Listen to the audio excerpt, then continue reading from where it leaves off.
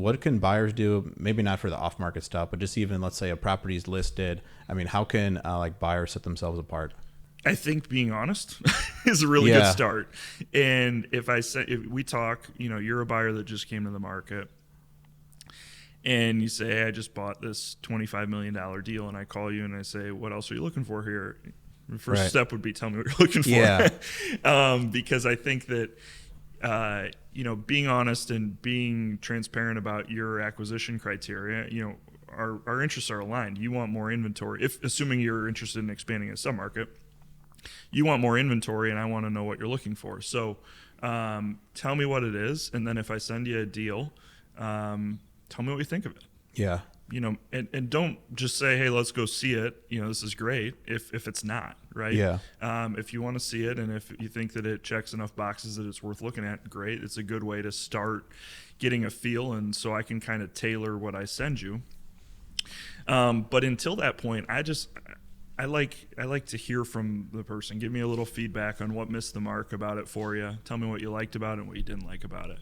And then the next deal, if I'm doing my job and listening, there's more that you like about it and less that you don't like about it, right? And from there, I think it's about being honest with somebody. And when I'm getting deals in front of you that, at a certain point, I'll say, okay, I've got this off-market lead, and I feel like I can trust you enough because you've been straight with me, and here's what it is. I don't have a listing agreement. I don't have I don't have protection from the seller, but I feel like I can trust you that we can look at this together. And that's where we're at now, right? That's where I can call you, and I know that if it's something that you like, we'll look at it together, and I don't get screwed. Yeah. I'm Drew Breneman, and this is the Rise and Invest podcast. I bought my first 2 properties as a 19-year-old with my own money that I earned from an online business I started in high school. I've now grown my portfolio from that first duplex to hundreds of millions of dollars of investment property. My goal with this show is to give you the resource I wanted when I first started out. Subscribe to our podcast where I break down real-life stories, tactics, strategies, and current market information you need to be a successful investor.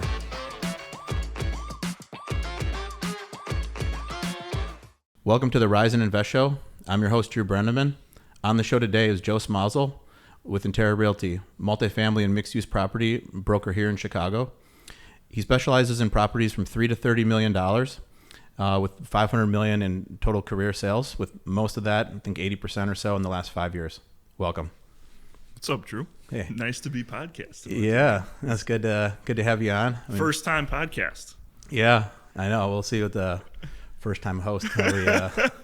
We could have rehearsed it or something, Yeah. But let's go for it. Yeah, I know we've had a lot of talks. If on the phone, it's easy for us to talk for like an hour. Yeah. So here we go. But yeah, I think this episode would be, kind of the goal of the podcast. Like I want to make something where, maybe like when I was starting out as like a principal, like something where we kind of go more like deeper into how to do the deals, kind of more stuff, like more than you would have picked up in the book.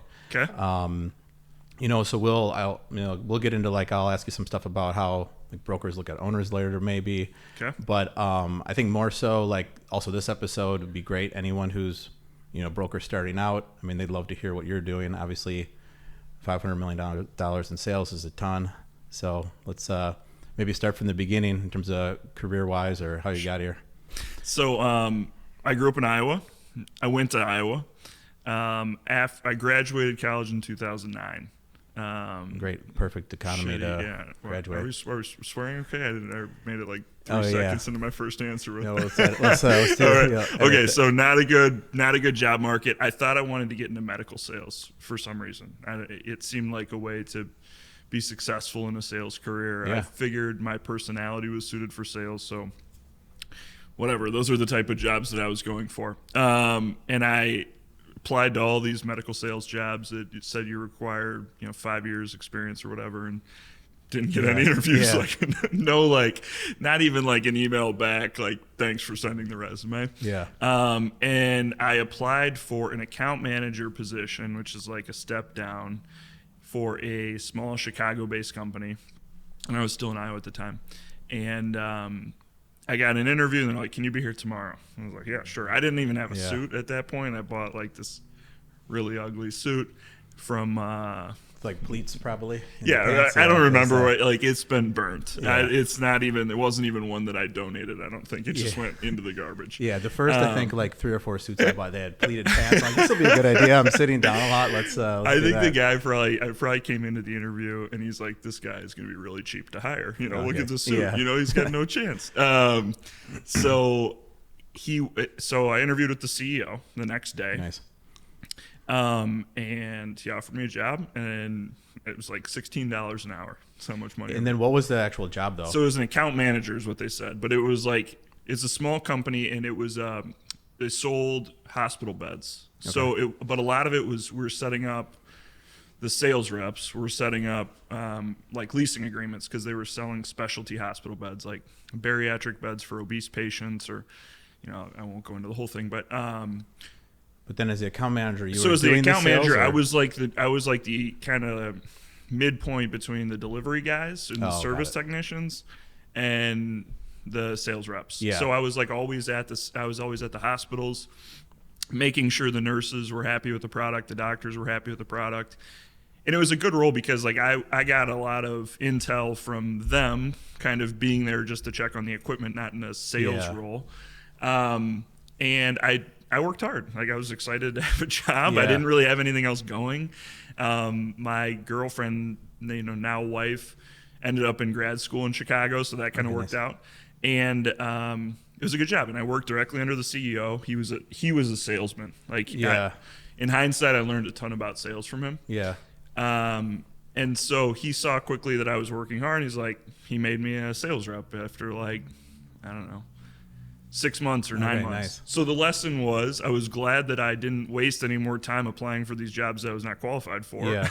Yeah. And instead I took my medicine. I made like no money and just proved myself. Yeah. And I worked my way up and I got this sales rep role. And at the time, this is, cut me off if this is going too long, but he got the license to do, to sell this bed that like stood up. So the idea was to create like early ambulation in very sick patients after a big procedure or whatever. Had a unique product. So we had a unique product, and I was going around and helping with the pitches for that product. So, and most of the times when we were a small company, we didn't have these existing agreements with like Northwestern or the big hospitals. So we were trying to get the physicians behind the product and have them kind of like pull it through the hospital chain, because it wasn't like we were getting an RFP from the hospital system. And so I was calling on doctors, and then I was giving a pitch, and it was always funny because they'd like agree to meet, and they'd be like, sure, bring lunch for our staff or whatever. And I'd be like, I got a bed to bring. And like, what are you bringing a bed for? I'm like, so I'd meet them like at the loading dock instead. I'd have them come. And so that was a bigger tangent than I intended, but I just didn't, it was a good job. I was being recognized for doing a good job. And it was just something missing. Like I just, I knew at that point it was like, it would have been a good job for another year. It would have been a good job for another 5 years, whatever, but it wasn't what I wanted to do. And I guess real estate seemed like kind of a common thread across like some successful people that I knew.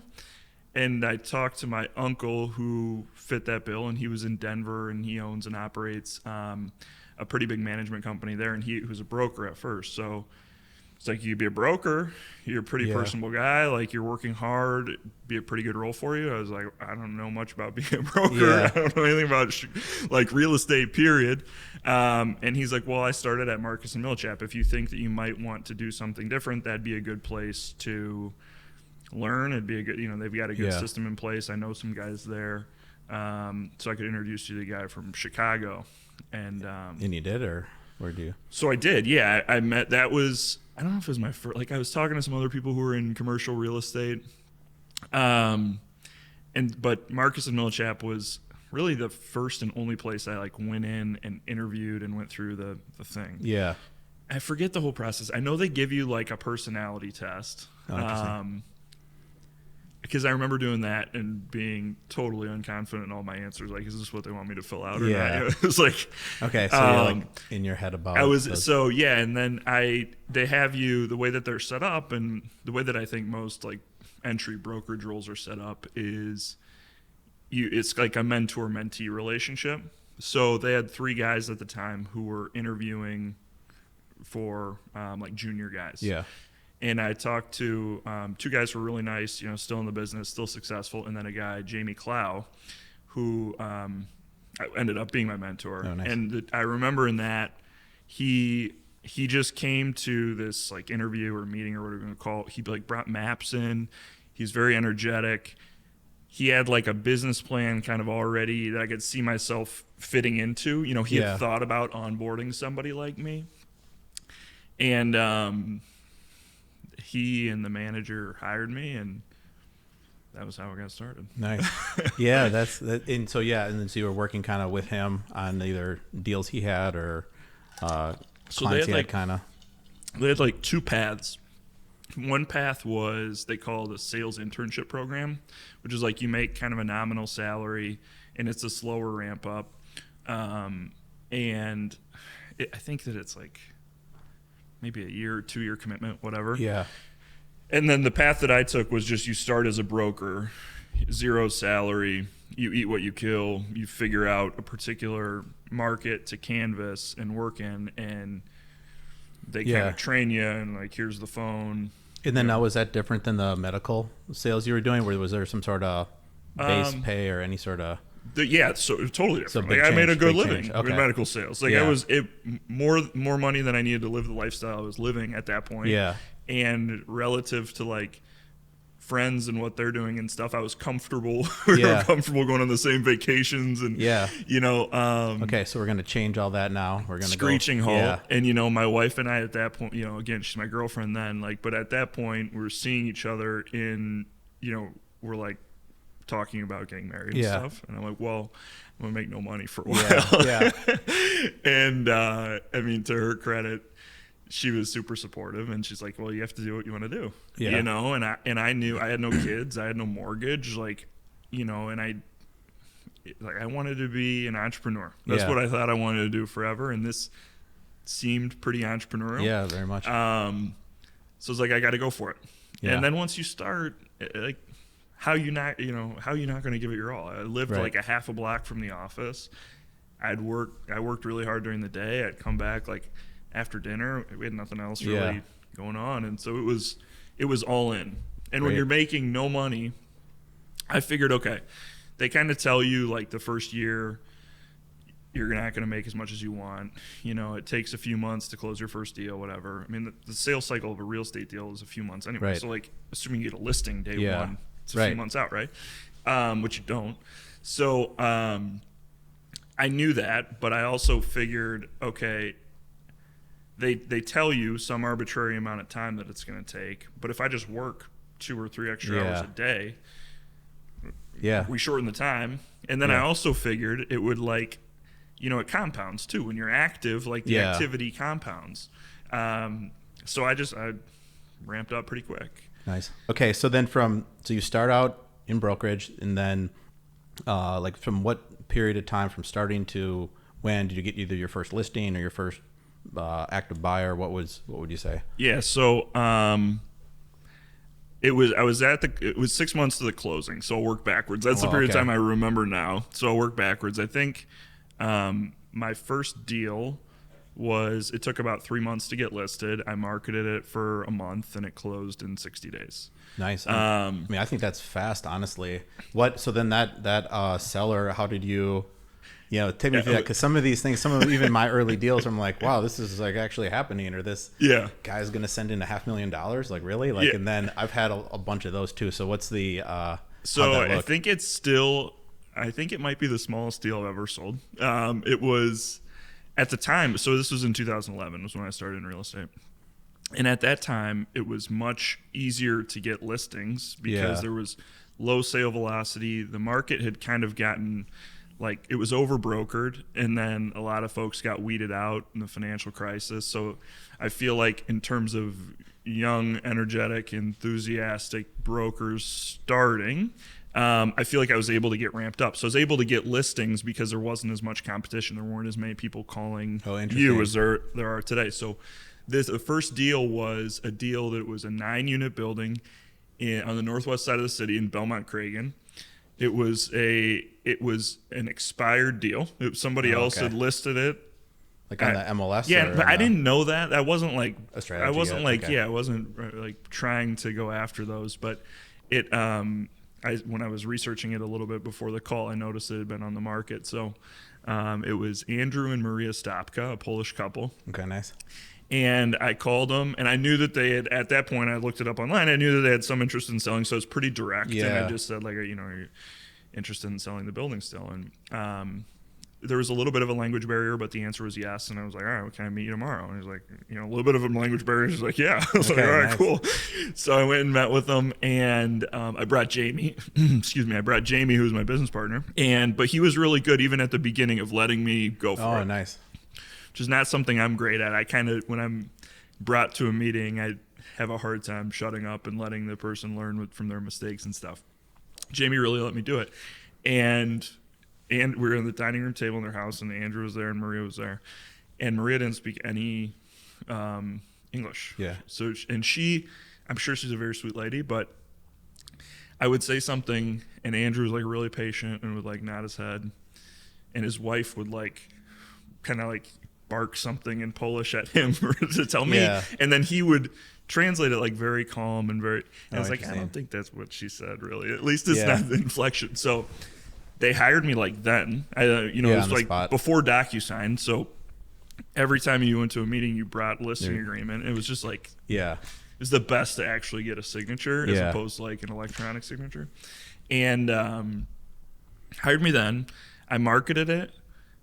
And I called. It's a longer answer than I thought I was going to give. This is good. So I called a guy who now is the guy that I've done more business with than anybody in my career. I called his business partner's wife at home. Okay. And she's like, "What are you doing calling the house?" I'm like, "There's a phone number I had for him. I'm sorry. What's a better number to reach him at?" And she's like, "Here's his number." And I called him. He's like, "What is it?" "Yeah, okay, sure. I'll come look at it." Nice. And looked at it, wrote an offer. And it was an incredibly smooth deal. Nice.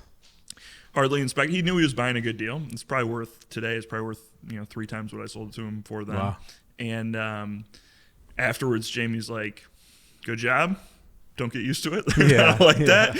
And then the next deal, and I'll stop talking. The next deal was a total like train wreck. The total opposite. Like learned, I feel like, more about their business than I ever learned. So okay, so then when you brought that, when they pulled the contract out, then and we got to, you got the contract in front of them. When they went to fill it out, were you looking at Jamie going, "Wait, how do we fill this out?" Or what's well, the good thing about Marcus and Millichap is they did we would gone through the listing agreement, paragraph by paragraph. So I probably knew a listing agreement as well then as I do now. We might just start forgetting it though. Like, okay, actually, wait, we're doing this. Okay, I was like, "Oh shit, you ready to sell it?"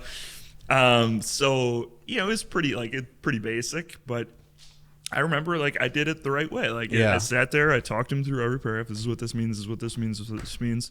They had a few questions. We made a couple like nominal changes, and he's a really nice guy.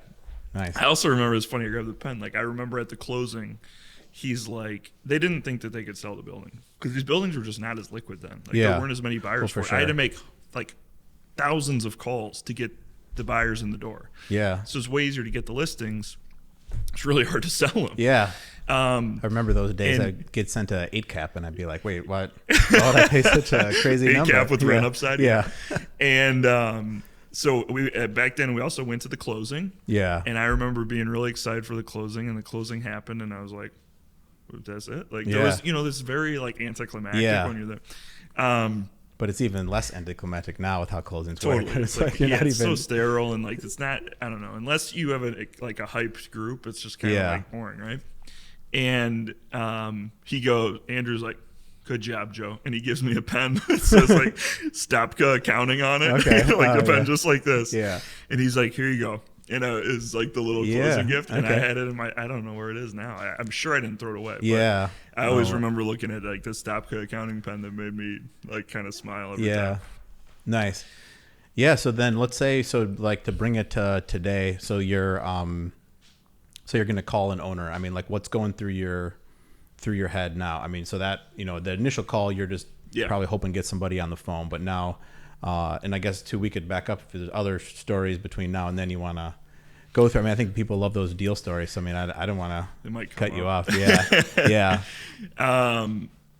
I guess in terms of what's going through my head, now more than back then, I end up having more of a purpose for every call. You know, back then you have a reason for calling. Like that was part of the steps that they gave you in training. Like have an interest generator, have a reason for calling, you know, ask open-ended questions, listen for windows of opportunity, right? So I still try to remember those things, and I still try to practice those on the phone because I think that it's really powerful in any conversation that you have in this business.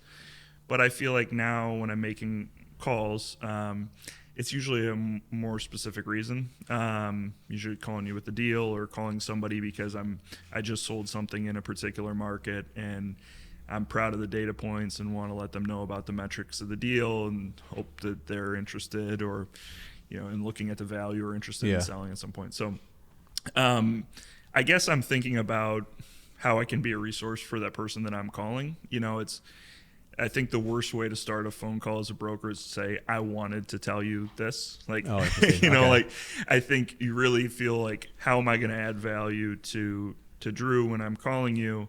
Is it to extend information about a deal and keep you apprised? Was it to give you an off market or a listed deal that I think might be of interest to you? It's not about what I want in the call. It's about making sure that they know, like anymore. I mean, you see who's calling you right away. You see a potential spam or whatever, or you see Joe Smazal. It's like, do you want to pick up the phone or do you not want to pick up the phone? And if I just keep telling you shit that you're not that interested in hearing about, you're not going to pick up the phone. Yeah. If when I call you, I add some sort of value, you pick up the phone, and another day, we talk for 45 minutes, right? Yeah. So I guess it's about, what do they want from me? Because that's what my job's about. Yeah, there is actually even a worse way to start the call than what's that? I want to tell you something. Yeah, because I still do get people call me that, like, hey, what's going on? You got anything you want me to sell? Yeah. or they have a deal that I know this, it has nothing to do with your business strategy at all, but I got this deal I want to show you, because they don't know your plan. It's like the calls like that. So I think it's harder. It was funny. We were talking before this. Like it's harder than ever, I think, to market. Yeah. I think there's a lot of brokers out. This is talking about me. There's a lot of brokers in the business. A lot of brokers calling you and calling other buyers. So I think the phone call is harder to make a cold call. I think it's still the best way to prospect and get a real connection with somebody and have a chance to answer their questions. But I think like even emails, I get so many like spam emails anymore. I unsubscribe to everything, but I'm getting so many emails every day that I feel like that's diluted. So, thinking about new ways to engage, consumers or potential customers of yours is probably more challenging than it was. But. Yeah, for sure. We're getting, literally hundreds of emails a day now of like deals. And some of them, I haven't done this yet, but some people here, they've set up these like filters in there, or some term in Outlook that's not filter, but a rule. Yeah. And so then like if it comes from RCM or something, just put it in the RCM folder, and then they'll get to it later, but it's like, it's not what it once was. So. Well, I think I do a little bit of that. Like I think filtering email and like kind of blocking time to respond to emails is a pretty powerful like time management tool. Yeah. Like if I used to check my emails.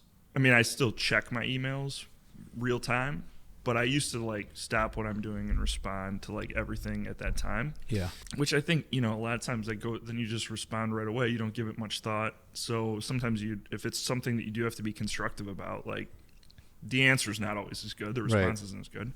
But also it's just a time suck. Like it would take me away from whatever I was trying to focus on doing, making calls or underwriting a deal or, whatever. And so anything that can either wait or isn't like a one sentence or one, couple word answer, I just flag in Outlook and then I go back a few times a day to everything that's flagged and like sit and work through it and like actually spend some time answering it. Okay, yeah, that's a nice way to do it where you're not just stopping and starting and can't get any sort of workflow going. But actually then just to back up to kind of what we're talking about with like calling owners, there'd be some newer brokers, watching or listening to this. So then so what are you doing before the call? So any sort of prep or you look into what they're not much. doing? Yeah. A little bit. I think, well, okay, so that's not a real fair answer. Like, I think I know my clients pretty well at this point, and I know the market really well. So I'm tracking every deal that's sold. I'm tracking every listing that my competitor has. So when I was starting, like, I didn't have that knowledge base to work from, but now it's just what I know. So I don't have to sit there and like study something before a call. But in general, I'm not really like prepping for a call. If I have to talk to somebody about something, I pick up the phone and I call them, and I don't waste time getting there and, ask direct questions, listen to what they have to say. But I think that it's a little bit of a, talking about a time suck. I think it's a little bit of a time suck, like trying to learn every little thing about them or their portfolio, know what you need to know what's relevant. Yeah. And then get on the phone and talk to them. Yeah. And at the beginning when I was starting, so I think maybe it was the purpose of the question is like when I was starting in terms of what I knew or wanted to know about the client was actually a lot less. Like, cause I would kind of psych myself out. It's like, okay. What do they want to talk to me about? I don't know anything. Like, look at that portfolio. Like, got it. They must be so rich, So then I was just like, there was a little bit of like, there was a right amount of knowledge to be dangerous on the call. And then after a certain point, it was like, it was too much info. Yeah, just like make I the was call. just better off just making the call and not psyching myself out and wondering if I'm a good enough broker to call them and get them to meet me or whatever. That's interesting. I would actually thought we do all this research ahead of time. I read through their LinkedIn or website. I mean, I get it. By the time you're done doing that, you're going to make us a couple calls where I know, I think one time I asked you how many calls sometimes you make in a day when you're really getting after it, and it's a lot. Yeah, it's a lot. I mean, when we were starting, the average was, excuse me, the goal is 50 calls a day. You have 10 to 12, we call like, what do we call them? I don't know, warm contacts or something like that. So it's not like you're calling somebody and there's, telling you to jump in a lake and hanging up, or you're not calling somebody that you talk to all the time. This is like a new engagement with somebody. Yeah. And so the goal is 50, 10 to 12, set one meeting a day. So for every 50 that we called, you have to add them to the database. You have to research the phone number. Sometimes you have to go to the building, look at what the sign is on the side of the building. Like it's a time intensive process. So if you studied each person, you wouldn't spend enough time, putting stuff into the front of the pipeline. You wouldn't spend enough time on the phone. So there was a balance from educating yourself and not overdoing it, because you didn't want to just be a databaser. Right. You didn't want to spend the whole day building the database and never get into the meat and potatoes of why we make a living. So a little bit of knowledge is kind of the But now I think I pretty much know, everybody that's transacting in my space. And it's my job, if somebody's new entering the market and they close a deal, I want to educate myself on who they are, what they're doing. But to do that, I think the best way to do it is pick up the phone, call them, and ask them questions. Yeah. And now I have the confidence to do that because I know that I'm going to be a resource for them if they are actively interested in expanding their portfolio here. Right. So, I'll call and say, hey, congrats on the acquisition. What's the next one? What are you looking for? What are your goals here in the Chicago market, and how can I help? And that's a pretty easy call to make. So you make that first call. They tell you what they're looking for in terms of a deal. Then what do you do from there? So from there, I would see whether I have the inventory or not. If I have the inventory right now and it's a listing or it's Interra's listing, that's the best way to start. I feel like when a buyer is entering in a market, they usually want to see more versus less for deal flow. Yeah. So I'll start getting deals in front of them. And it might, you want to listen to what they're saying, but there might be reasons why you're selling it to them or sending it to them, and it's not an absolutely perfect fit, but there's enough that matches the criteria that they describe that you think that it's worth the deal flow and the conversation around it. If you don't have it, then I usually track like buyer needs so that when it comes up, I've got kind of the pool of buyers ready to go. But my business in general is not chasing inventory for buyers. It's much more about controlling the inventory and then creating the marketplace around it. Yeah. So I'm really focused on having the deal flow on the inventory side versus going out and like kind of ambulance chasing every buyer that tells me what they want and sitting there and cold calling buyer or cold calling sellers and saying I have a buyer that's looking for something like, especially when a situation that you described, it's like until we've worked through a few deals together, like I don't have the trust to go out and bird dog off market stuff for somebody that I don't know, that I don't trust, because you get those calls. I've known you for 10 years. Like we've closed deals together. Like that's somebody that is the first time I talk to them. Like, I'd love to show you my listings. I'd love to show you my colleagues' listings, but you have to earn the trust to get like the off market deal flow, because it's just it's a totally different level of trust required. Yeah. Right. So then really what you're doing, your strategy is a listing. Yeah. Yeah. Yeah. I heard one person is another broker who's in California called it a listings business. Yeah, it is a listing business, because when I have a listing, I create a top buyers list, put together the marketing materials, and the e-blast goes out to 10,000 principal buyers. I've got the top buyers list where I'm directly calling and pitching the deal to all of them. I'm making a presentation to the office. There's a lot of other activity that comes from that listing, right?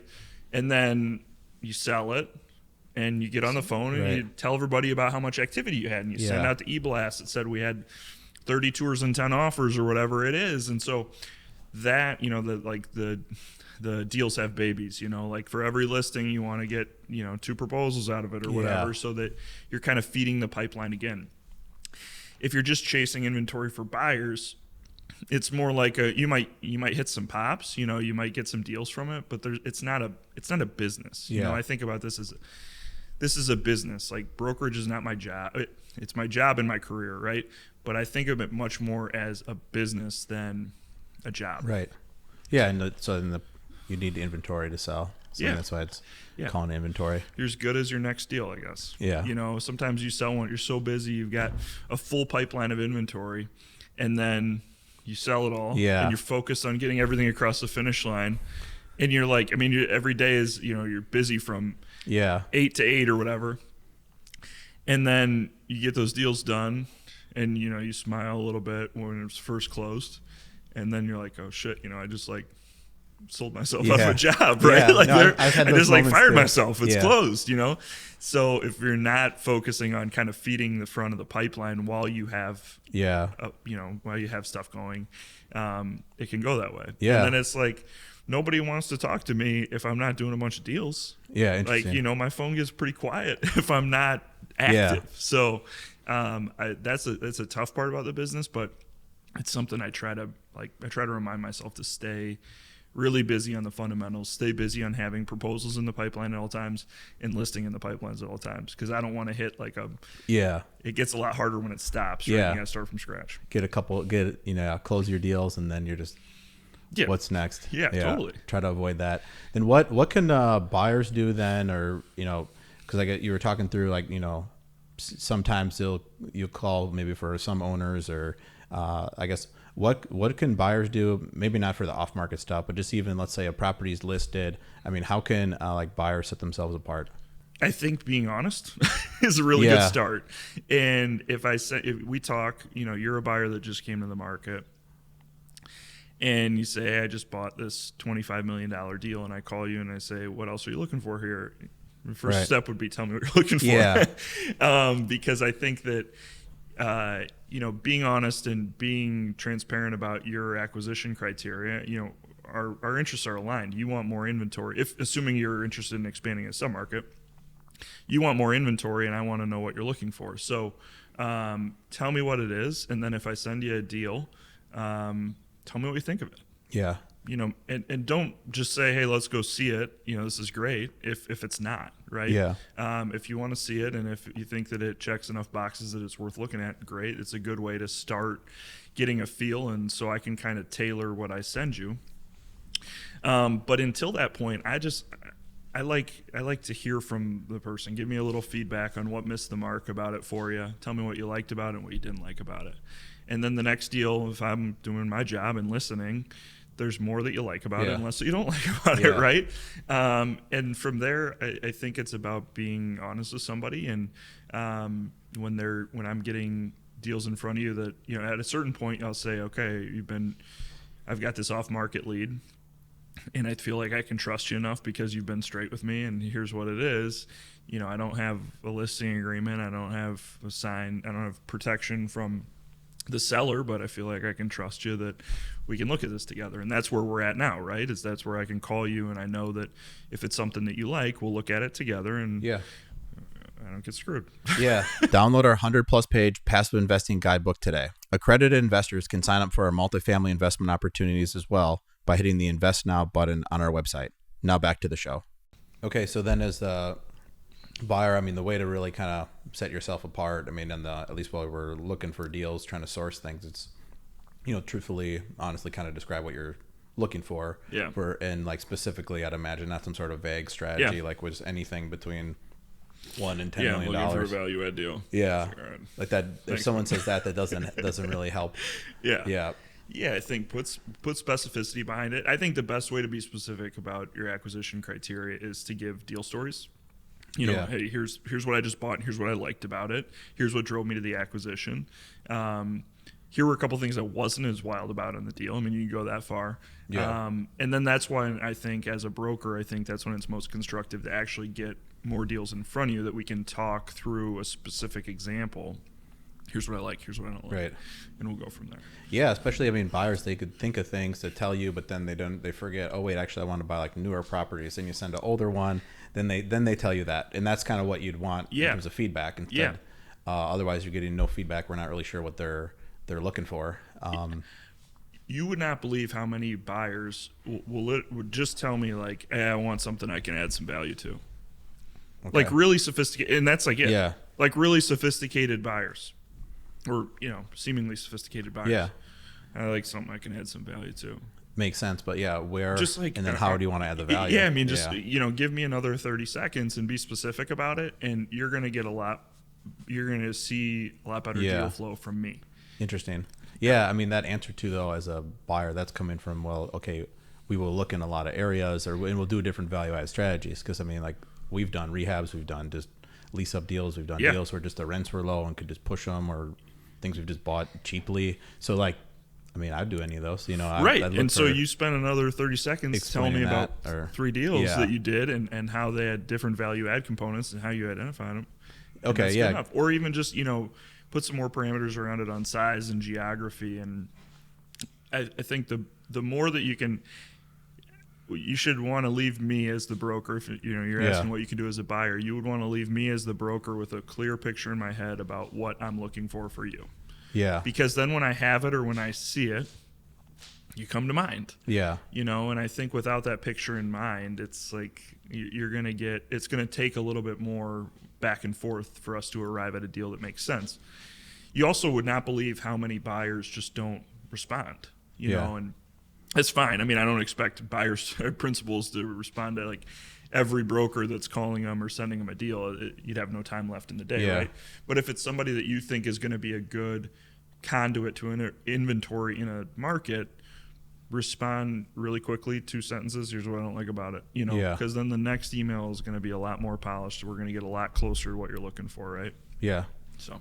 Yeah, it makes sense. It's interesting as a buyer how many like contacts I get a day, where it's like, I think it definitely makes sense to be calling, build a relationship, but it's interesting where like, for me, if I get sent a deal, like, and it's in an email, I always look at it. Yeah. But I don't, if someone calls and then they're trying to explain over the phone, it's like, I just would like to see it, to go back on like how buyers can set themselves apart. So that's maybe how you could get, some off-market deal flow. But then what about just, I'm a buyer, I'm going to bid on a marketed deal. Mm-hmm. Like what are some ways to set myself apart from other buyers? That's a good question. So we'll start. You've obviously toured the property already. You came, you underwrote it. We gave you the front end kind of buyer data room stuff to further vet your interest. Interesting. So, but a lot of people submit sight unseen. It's like, all right. So if you're not willing, even if you're from out of market, if you're going to buy a $10 million asset that I'm selling, and you're not going to hop on a Southwest flight and spend half your day to come tour it. Yeah. Are you interested in it? So it doesn't happen a ton, but it happens sometimes. And it's just a big, like, in our business, multifamily real estate in Chicago is tangible. You have to see it. Yeah. And so that would be a big ding on it. Yeah. So if you're bidding in the scenario you described, you're bidding on a listed deal that I'm marketing that's competitive. Acknowledge that you've toured the property and feel like you have a good understanding of its condition. Acknowledge that you've vetted the buyer data room stuff. clearly outline your qualifications. So biggest things that I want to know that I'm going to communicate to the seller are track record, what you've sold, source of debt and equity, and then I like to know how your process looks. How do you go about it? What does your due diligence process look like? What is your financing? Do you have the funds raised on the equity side, or are you going to go out and raise them?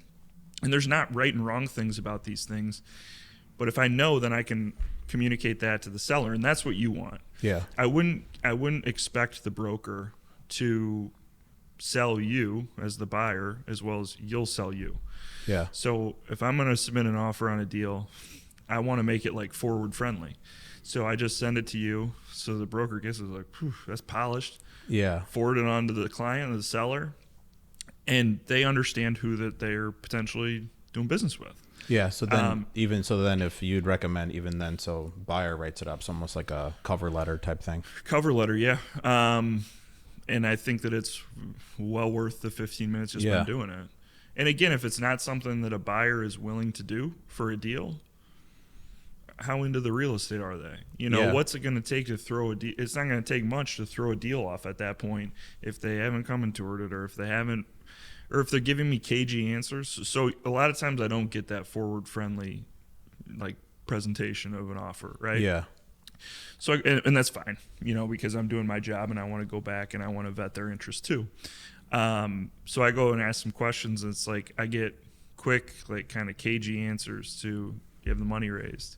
Yeah. What does diligence look like? Have you reviewed the books and records that I already sent you?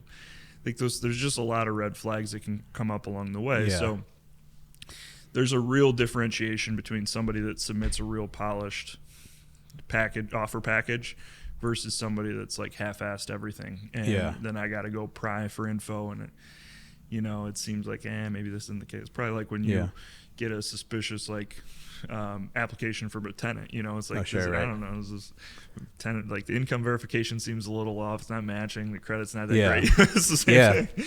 Yeah, I know what you mean. I mean, we have a cover letter that we use on all, we have a bunch of different templates, I guess, depending on what kind of deal it is, commercial or condo deconversion. We have it because it's easy, you write it once and you just kind of dust it off. So we've got one for vintage buildings, one for condo deconversions. It's just because you wrote it once and then you just go find it. So it's really like, it's not too hard for the buyer to put together. That's why. Yeah. And then you could also, sorry, I interrupt you real quick. Like you could also go a step further and offer to meet them, offer to meet the seller, offer to have an interview. If they have any questions that they'd like to hear directly from you as the buyer, broker will typically offer that to a seller. Yeah. If it's competitive and there's a few that it's really hard from the numbers on the page to distinguish who to pick, it's pretty common that we'll have interview's not the right word, but it's kind of an interview. It's kind of like a meeting, a meeting or a quick call. So the seller has a chance to ask their questions, hear it from you and not from me. It's a very powerful thing. And so if you offer that, it just shows another level of confidence that you're going to perform, that you're going to just say what you're going to do what you're going to say. And I think that that's another step that could really differentiate a buyer versus our typical competition. Yeah.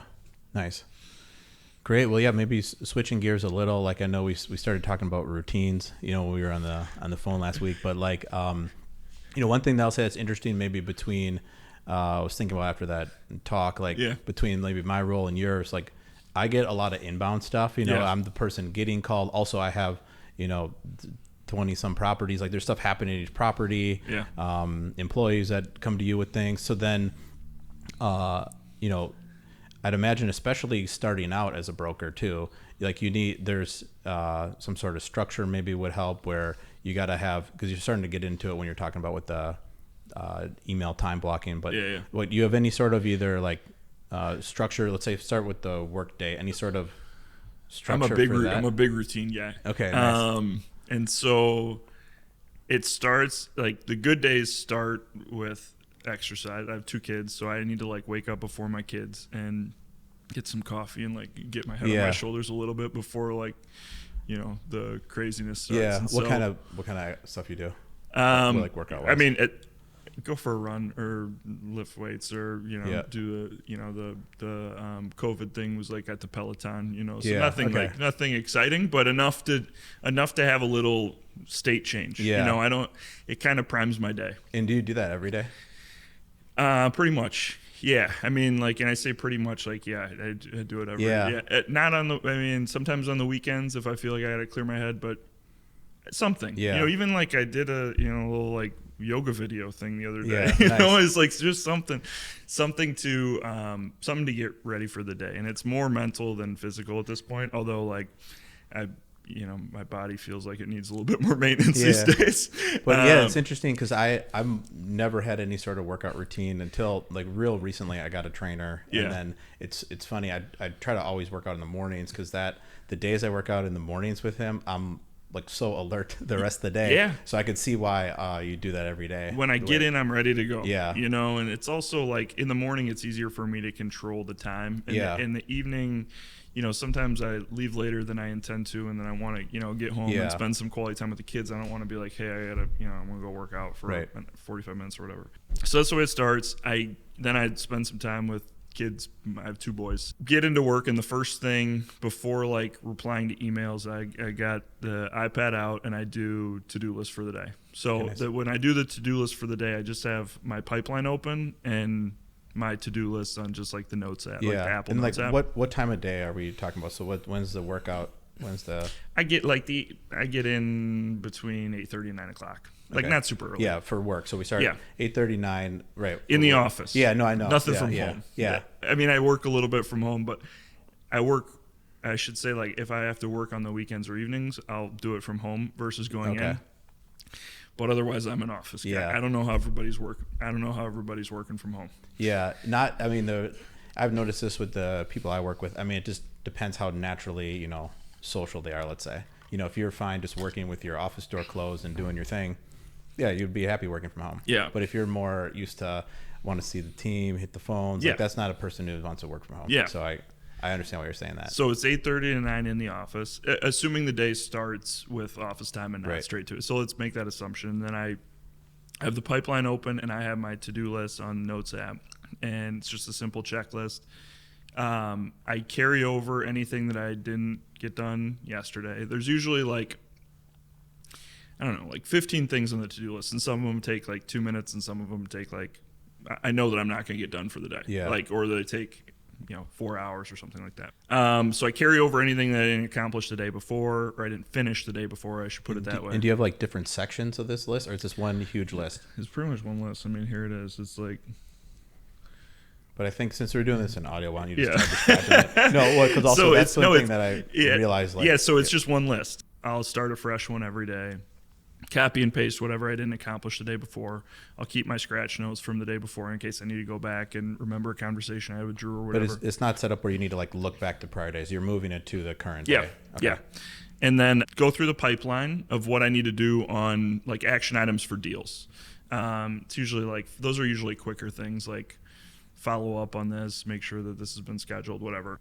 Where it takes a little bit longer is if I've got, when I have deals that I'm marketing and making a lot of calls about, then it's all right, make sure that we've called not only to the top buyers list, make sure that we've called anybody that's bought between, $5 and $30 million deal on the north side of the city in the last 5 years, new construction. I add specificity to make sure that I've kind of checked every box. And then, I got the to-do list out, I got the pipeline, and then some of it's business planning stuff. Some of it's very high level, 10,000 foot type stuff. So I put the call list together, and it's always a clean desk. I never have anything I don't believe in leaving papers out from the day before. So it's a clean slate. And then once the list is put together, it takes, 10, 15 minutes. Start going after it. And I'm good at not wasting time during the day. Yeah. Because once I have that, I feel okay, I've got my roadmap for the day. This is what I'm going to do to be productive. And if I accomplish this, I'm going to leave at the end of the day and be happy with what I did. Yeah. But if I don't, I can't rely on inbound stuff to feel like I had a productive day. I have to go out and make it every day. And that's it's really a kind of exhausting part of this business. Yeah. But that's how I've found to be consistently productive, and I think that's one of the things that differentiates me from my competitors is like, I feel like every day that I'm going to work, I'm going to accomplish something. I'm going to go and do it. Yeah. Yeah. How does the clean desk like factor in? It's like, because I mean, I personally, I have an answer on that. Yeah. I think that every day is like, I want to get there, and I don't want to immediately get distracted by what I was doing yesterday. Yeah. Or I don't want to be like influenced by yesterday's headache and get there and be like, oh. Or I don't, if I had a great day yesterday, I don't want to come in and be complacent because, man, I killed it yesterday. Yeah. Like, I could kind of slack today. So it's just like a way.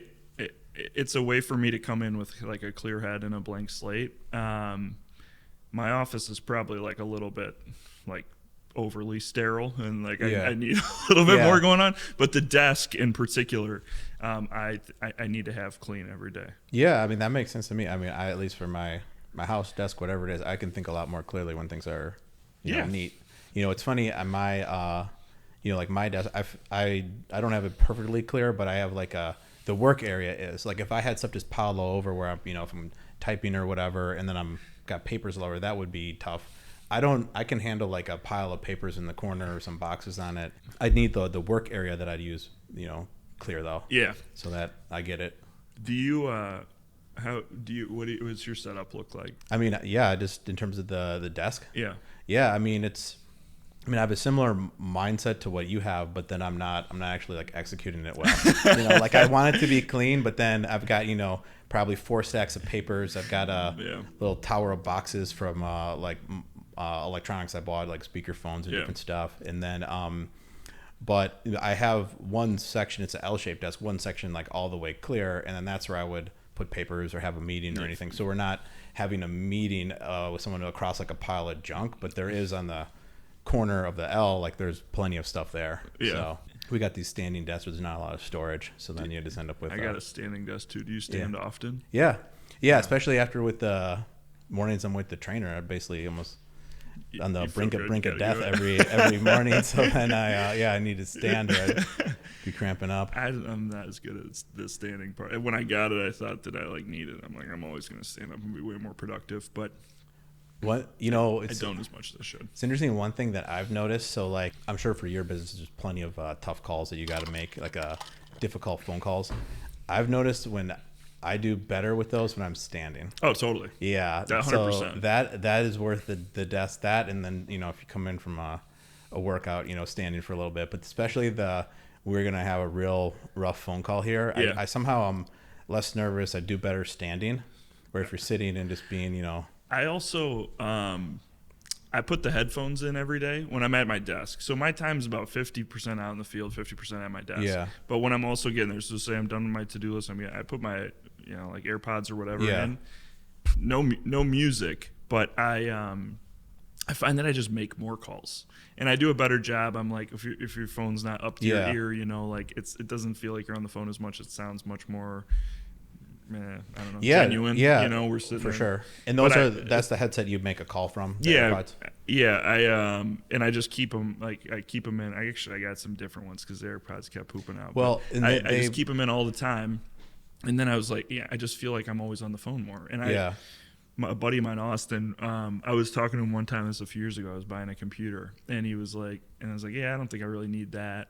He's like, dude, you have 2 tools for your job. Like you have a phone and a computer. Yeah. And you get cheap about like $50 on some option. He's like, just buy a good computer. If it boots up faster every day, it's worth it. You're gonna have it for a few years. Or buy a good iPad, but make sure all the stuff. We have so few like tools in the business. You might as well have stuff that is good and reliable. That's one. I mean, that should be like, but also that you like to use. Yeah. Like that you want to be on. I mean, I want to. If I have a new phone and it makes me want to be on the phone a little bit more, it's worth it. If I spend a little bit more on like headphones or something that I feel like I talk more comfortably on, like it's worth it in a week. Yeah. I mean, if I have a data plan on my iPad so I can send emails around when I'm going through, I mean, it's worth it. Like there's very few businesses, like I referenced earlier, that like I think about brokerage as my little business. And there's very few businesses where I'm running my own business and it's as low overhead as this, right? Like I feel like I'm running my own little business within Interra Realty. And if my tools, like my setup is like a few electronics, there's no reason to be cheap about like $50 on some option, you know?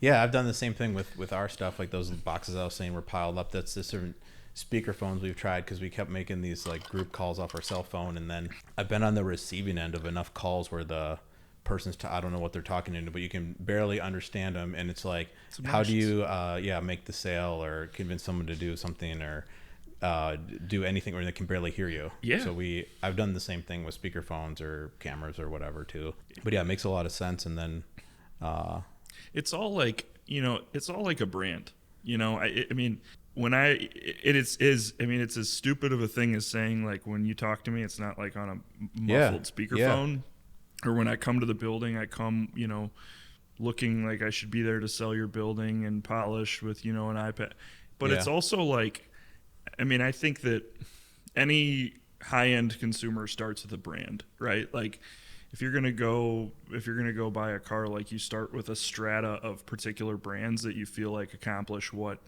you're looking for, and then you narrow it down or you drive a few.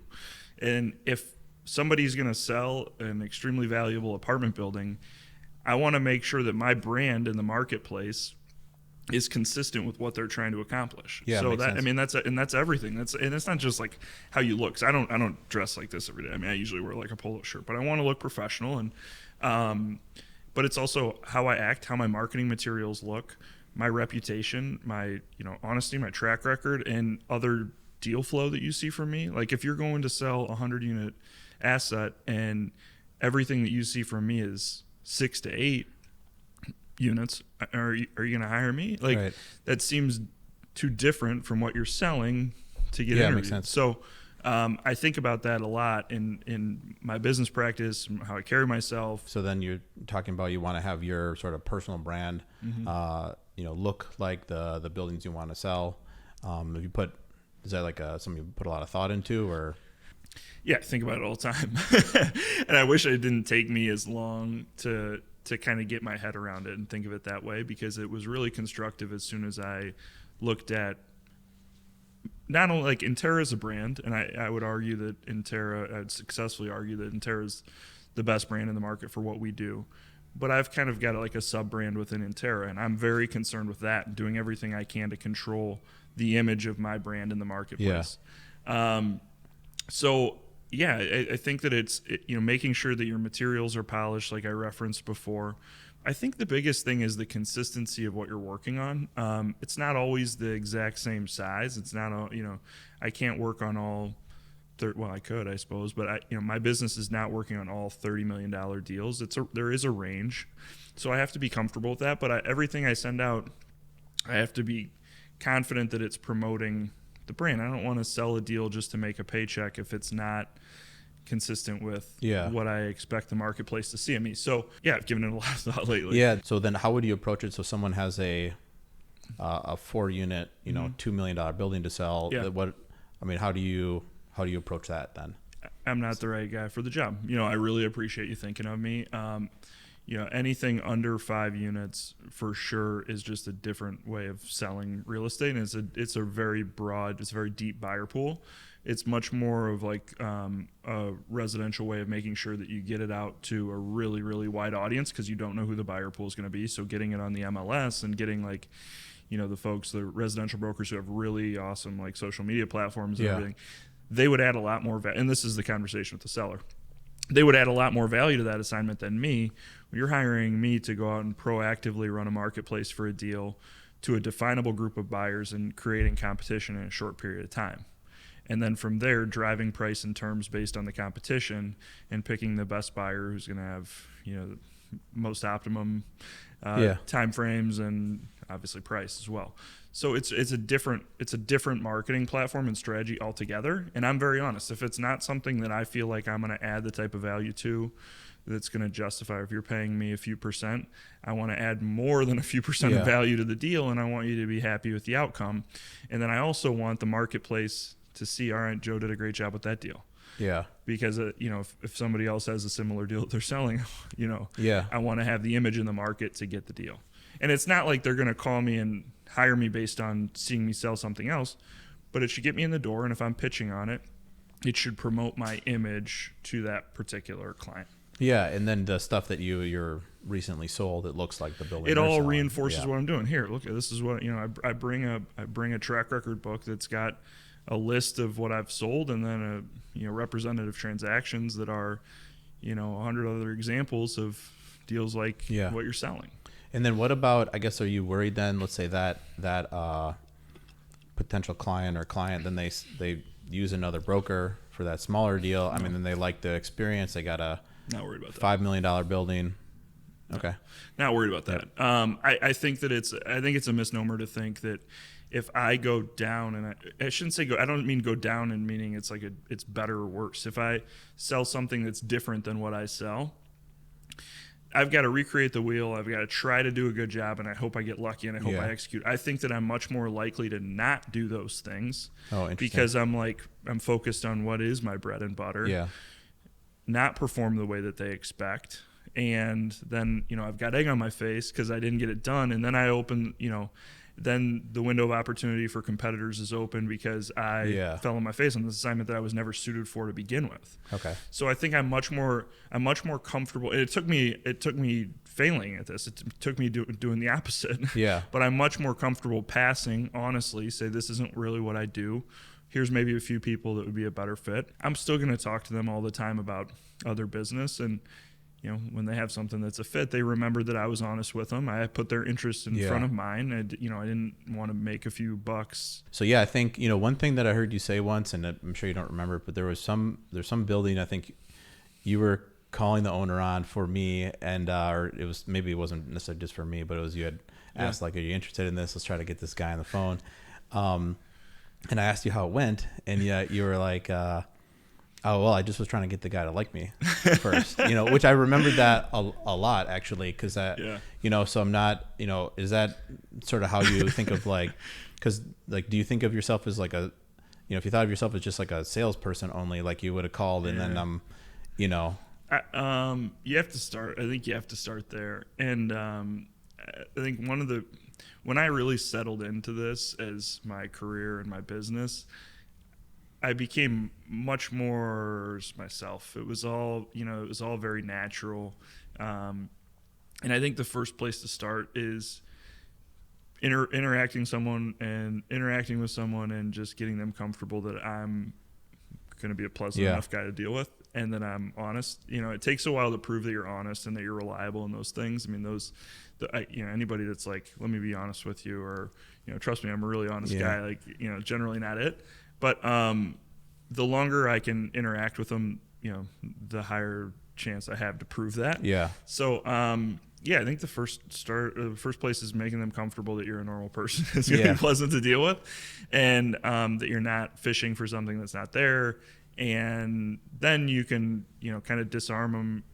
And I don't mean that in a bad way, but then we can just talk about whatever it is we have to talk about. Yeah. But people are getting so many calls, and I think you have to have the prospect be comfortable with you before you start getting into the meat and potatoes of it. Yeah, that makes a lot of sense. Have you ever thought about like the length of these calls? Like, okay, in your mind, you're like, don't overstay my welcome or something on the phone here, so there's a balance. I think it's rare to have a really productive call. I guess it's less than a minute or so. Right. But it's a much shorter call. The goal of the initial call is much shorter than you'd probably think, because if you're on the phone for anything more than like 5 minutes, you should have already set a meeting. You should take it at that point. It's like, hey, we've been having a great conversation. Let's get coffee, tomorrow or whatever. I'm going to be at a building in the area. You know? Okay, sure. What a coincidence. Yeah. And so I think it's not about overstaying your welcome. I think it's about recognizing a window just in terms of engagement.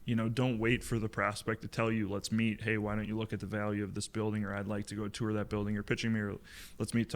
That's my job to take the initiative, right?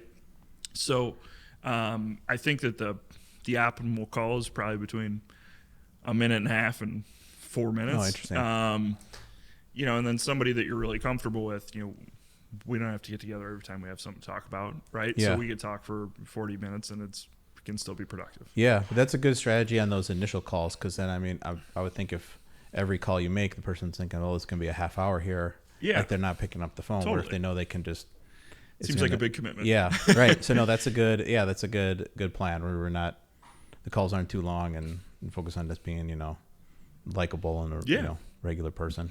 So yeah, nice. I don't remember what that did. I don't remember what it was, but I remember that. I just remember you explaining that because I get a lot of calls where it's got something for you to look at, it doesn't match the strategy, or I got do you want to sell anything? With these people that honestly I don't even really know much about.